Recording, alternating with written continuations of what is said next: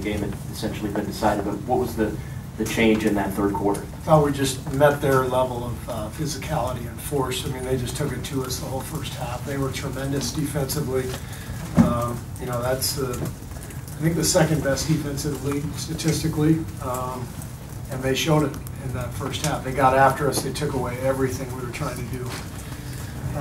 So in the second half, I thought we matched that effort level, that physicality, and were able to get the upper hand. And obviously, we had a lot of guys do some great things out there.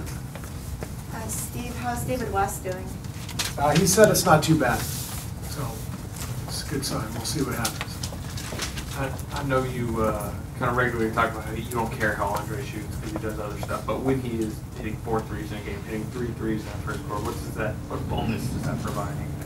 Well, teams are going to take away certain things from us, and they're going to make us, you know, beat them in other areas, and that's one of them. Sometimes they'll leave Andre open or Draymond, and you know, so when those guys hit threes, it just opens the game up for us.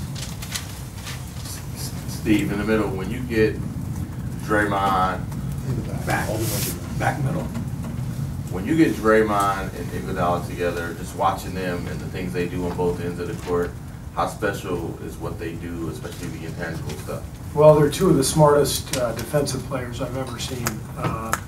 They both are able to see the chessboard, and they're constantly switching and talking and bumping guys off and getting rid of a mismatch on the weak side.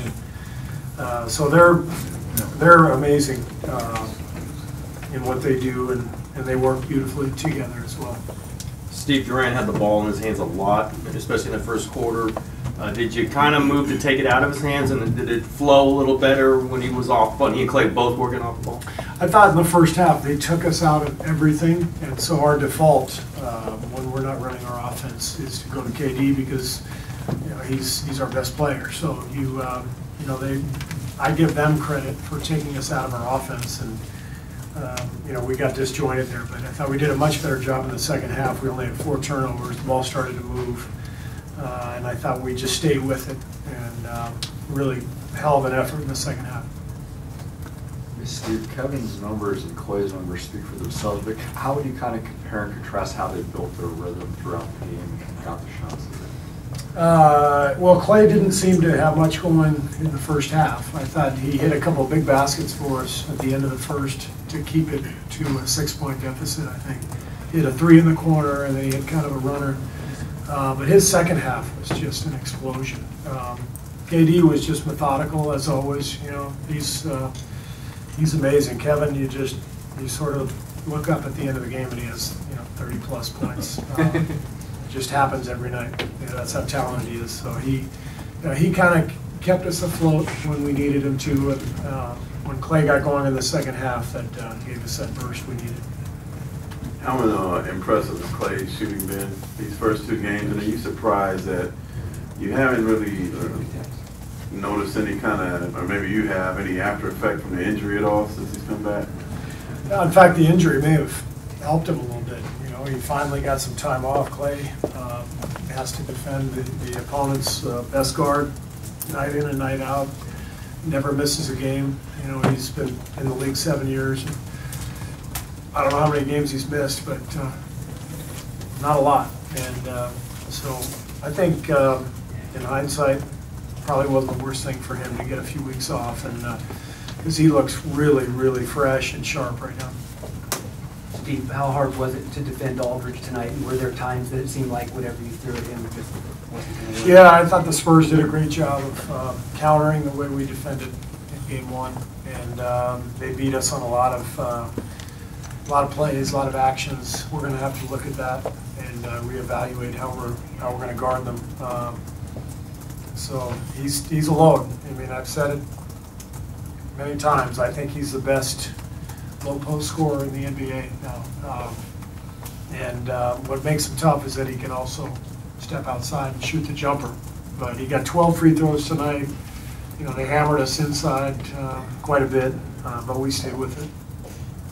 Steve, to get that stretch from David in the second quarter to keep you guys close going into halftime. I think he scored on 3 straight possessions. How important was that? Yeah, David was big for us. I mean, he gives us scoring threat at that 5 spot, both from the perimeter and inside. And he had a really nice night tonight. And I was concerned with that sprained ankle. We'll see how he's doing. We need him, but he told me he was doing okay.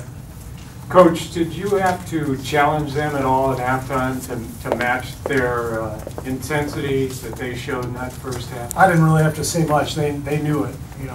We've talked about it for the last 2 days. We knew what was coming, but this is the NBA. Those guys are talented. They're great players. We handled them in game 1, so this is what you expect. This is what a game 2 feels like. When game 1 goes relatively smoothly, I've seen this a million times. Game 2s are always really difficult. For 2 days, Pop's been all over them. The media's been all over them.